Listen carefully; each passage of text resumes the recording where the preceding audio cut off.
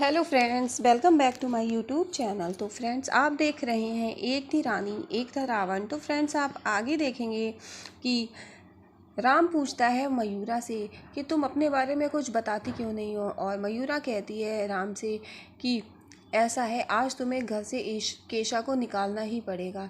लेकिन वो नहीं सुनता है। वो ये कहता है कि तुम अपने बारे में क्यों कुछ नहीं बताती हो, तुम्हें बताओ तुम क्या चाहती हो, क्या करना चाहती हो। लेकिन मयूरा कुछ नहीं बताती। इधर मयूरा उसी जगह पर आती है जहाँ पर से अटैक हुआ था, और वो आकर के देखती है कि यहाँ पर आखिर था तो था कौन। वो चेक कर ही रही होती है तो उसकी नज़र नीचे पड़ती है स्टूल के, और स्टूल के नीचे वो देखती है तो उसको एक चेन का टुकड़ा मिलता है। वो ये सोचती ये किसका हो सकता है, और वो चेन का टुकड़ा वो देख कर सोचती है कि ये शायद किसी की ब्रेसलेट का है। फिर इधर आप वो हॉल में आ जाती है। हॉल में देखेंगे कि प्रेमलता जी बैठी हुई हैं वहाँ पर, और मयूरा सभी को देख रही होती है आखिर ब्रेसलेट किसके हाथ में है। तो मयूरा देखती है ताशी को, और इधर रूप होता है वो मयूरा पर नज़र गड़ाए होता है। ताशी उसको समोसा देती है पर वो लेता है और समोसा गिर जाता है। और मयूरा देखती है कि ताशी के हाथ में कोई भी ब्रेसलेट नहीं है। और मयूरा फिर केशा को भी देखती है, लेकिन केशा के हाथ में भी उसे ब्रेसलेट नहीं दिखता। फिर जब केशा समोसा उठाने लगती है तो वो ब्रेसलेट दिख जाता है, और मयूरा आकर के केशा को एक झापड़ लगा देती है जोर का। और केशा कहती है ये तुम्हारी करने की हिम्मत कैसे हुई, तुमने मुझे मारा। और मामा जी ये देख कर रह जाते हैं। फिर मयूरा दिखाती है कि ये चेन का टुकड़ा तुम्हारा है, और ये मुझे उसी जगह से मिला जहाँ पर से अटैक हुआ था। और मयूरा इस बात के लिए केशा को बहुत सुनाती है। उधर ताशी भी चुपचाप खड़ी होती है। सभी लोग ये देखते हैं कि मयूरा ने केशा को मारा। और इधर केशा सबसे कहती है कि वो ऐसा नहीं कर सकती है। वो कहती है कि मैं खनक को नुकसान नहीं पहुंचा सकती। लेकिन मयूरा कहती है तुम्हारी ऐसी हरकत से अगर खनक को कुछ हो जाता तो। लेकिन केशा बार बार सभी से कह रही होती है कि मैं ऐसा नहीं कह कर सकती, तुम लोगों ने देखा है मैं इतने समय से यहाँ पे हूँ, मैंने क्या कभी भी खनक को कुछ किया है।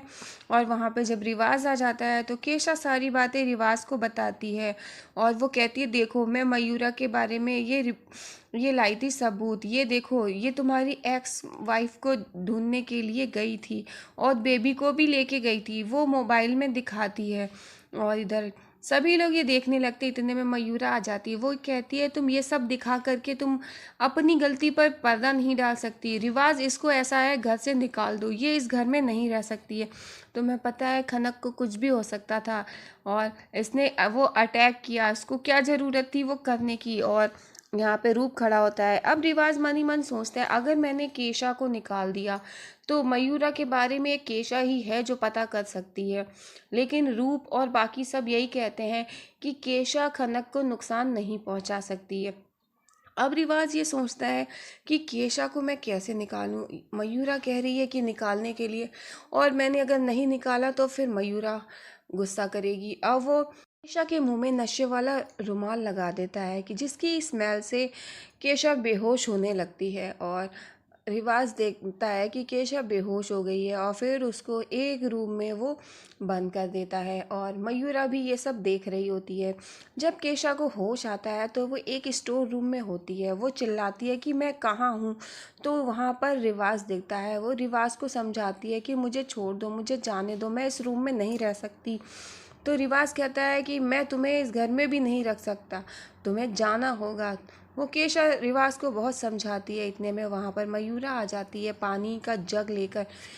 इधर केशा देखती है कि ये पानी कहीं उसके ऊपर ना डाल दे। केशा को इस बात का डर है कि मयूरा ये पानी अगर उसके ऊपर डाल देगी तो क्या होगा। तो मयूरा एकदम से वो पानी उसके ऊपर फेंक देती है। केशा एकदम से बौखला जाती है कि ये क्या हो गया। वो अपना फेस साफ करने लगती है। केशा से मयूरा कहती है कि ये गरम भी हो सकता था, और तुम सोच भी नहीं सकती मैं तुम्हारे साथ क्या क्या कर सकती हूँ। तुमने जो किया उससे खनक को नुकसान पहुँच सकता था, तुमने इस बात का जरा भी नहीं सोचा। और वो रिवाज से कहती है कि रिवाज इसको घर से निकाल दो, ये इस घर में नहीं रह सकती है। मयूरा रिवाज से कहती है कि सोच लो वरना तुम्हारी असलियत फिर खतरे में आ जाएगी। ये तो पता कर ही लेगी कि तुम राम हो। अब राम सोचता है कि मुझे इसको घर से निकालना ही पड़ेगा। मयूरा को तो मैं बाद में देख लूँगा। और फिर रिवाज मयूरा की बात सुन लेता है और फिर वो केशा से कहता है कि चली जाओ यहाँ से, मेरे घर से यहाँ से चली जाओ। और वो केशा को जाने के लिए बोल देता है। मयूरा बड़े घूर के देख रही होती है केशा को। वो केशा से कहता है चली जाओ यहाँ से, और फिर वहाँ से केशा चली जाती है। और फिर आप देखेंगे कि ताशी अपने रूम में जा रही होती है और इधर रूप के पास केशा की कॉल आती है। केशा बताती है कि उसको घर से निकाल दिया है। इधर आप देखेंगे कि मयूरा बेबी को खिला रही होती है और बेबी से बातें कर रही होती है कि मैं तुम्हारी मम्मा को यहाँ पे नहीं ला पाई, मैंने बहुत कोशिश की मिलाने की। और इधर केशा है वो रूप को बताती है कि मयूरा पे नज़र रखो, ज़रूर कुछ ना कुछ हाथ लगेगा और हमारी इतने सालों की मेहनत हम यूं ही बर्बाद नहीं होने दे सकते हैं, और कुछ रास्ता निकालो मेरे वहाँ आने का। और रूप सोचता है इधर इधर आप देखेंगे मयूरा बेबी से बात कर रही होती है और इधर प्रेमलता जी और मामा जी दोनों लोग परेशान होते हैं इस बात से कि पहले मयूरा ने मुझे घर से बाहर निकलवाया और अब जब मैं आ गई तो केशा को घर से बाहर निकाल दिया है।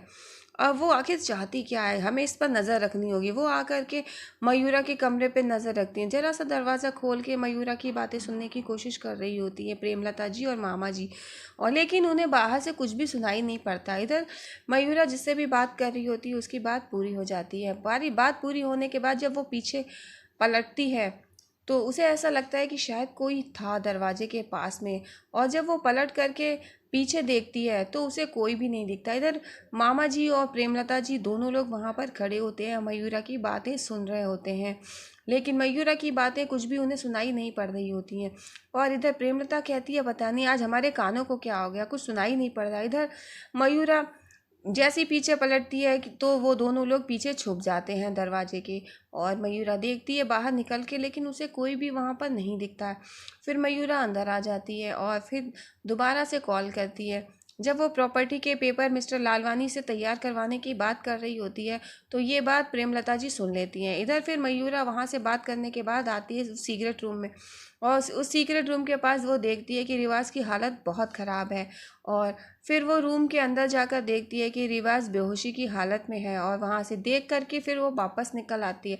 लॉक डाल के जा ही रही होती है तो जो राम है वो देख लेता है। वो ये कहता है कि तुम बार बार यहाँ क्यों आती हो और तुम्हारे यहाँ आने की क्या वजह है, आखिर तुम्हारे दिमाग में क्या चल रहा है, तुम रिवाज के साथ करना क्या चाहती हो, मुझे बताओ। लेकिन वो कुछ नहीं बताती है और वहाँ से चली जाती है। इधर राम अपने रूम में आकर के ये सोच रहा होता है कि आखिर ये मयूरा चाहती क्या है, अब मुझे ही पता लगाना पड़ेगा कुछ ना कुछ करके। और राम अपने रूम में इधर से उधर टहल रहा होता है, वो कुछ चीज़ें ढूंढने की कोशिश करता है लेकिन उसको कुछ एक कैमरा मिलता है। फिर वो सोचता है इसको कैसे प्ले करें, और फिर वो कुछ निकाल रहा होता है, इतने में पीछे से मयूरा आ जाती है। राम पीछे पलट कर